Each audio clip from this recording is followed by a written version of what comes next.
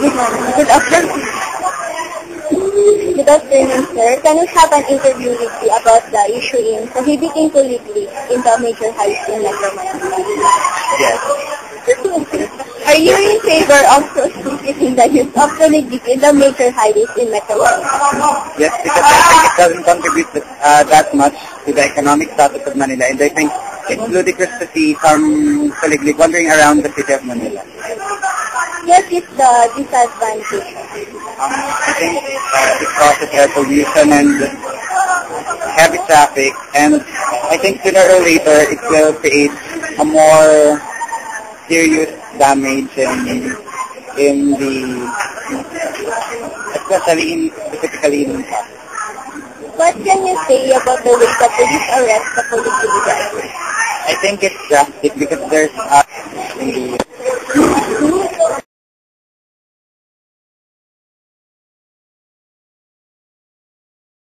Can I have an interview with you about the issue of prohibiting colleagues in the major highway in Metro Manila? Of course. Are you in favor of prohibiting the use of colleagues in the major highways in the Metro Manila? No, I'm not. Because for me, colleagues provide income or living for those poor people in Metro Manila. I decide it's better for those people to deal with this job than to do illegal things. What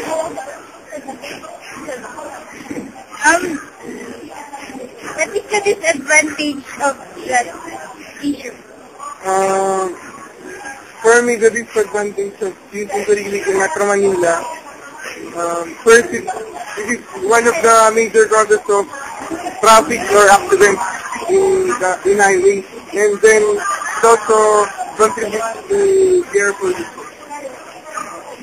What can you say about the way of the police arrest the colleague drivers? Both of them made a mistake because they did not respect each other's beliefs. Thank you, sir.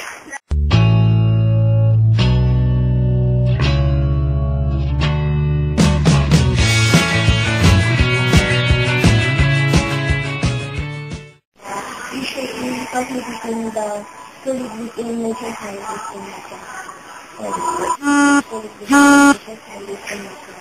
Definitely. Well, if you are going to look at it, it is a hazard along the main thoroughfare of Manila. One thing more, they do not have actually an insurance because they are not registered. The engine or the machinery is not actually for transport, especially that they do emit toxic fumes. So I really I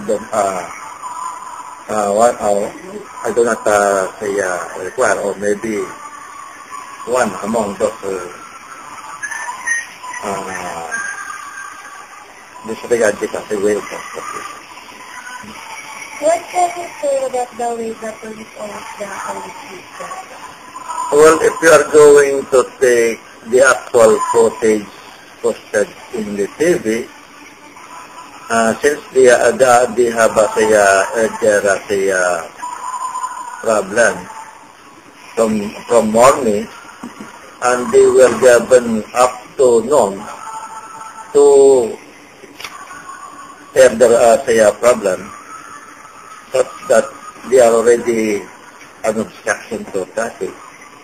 Well, I think what the policemen have done is only a way by which to implement existing rules and regulations. That's only waiting.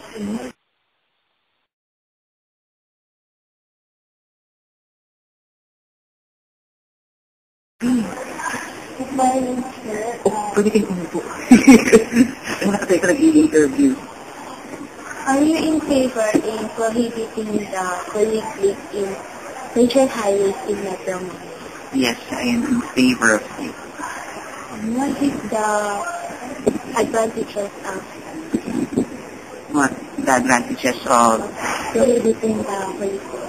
Well, first and foremost, that kind of transportation mode is actually illegal. So basically, if they wanted to, use it, they need to put up some legal matters before they can actually use that.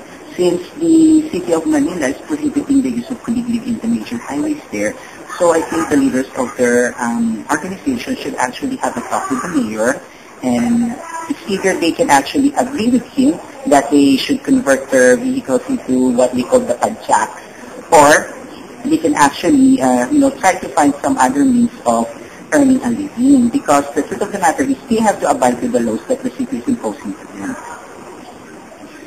Sir, what do you feel when how the police arrest the colleagues? Well, according to the Commission of Human Rights, what they've done, so I think, although they are also saying that it was the protesters who actually started the fight because they were the ones who threw stones at them first. But still, I think maximum tolerance should have been implemented.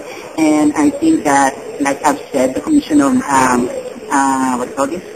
the Human Rights Commission, they actually found out, based on their investigation, that there was an overkill concerning the situation that had happened. So in my opinion, I think the policemen should have been more tolerable when it comes to dealing with such situations, since they are the ones who are in control of the said situation.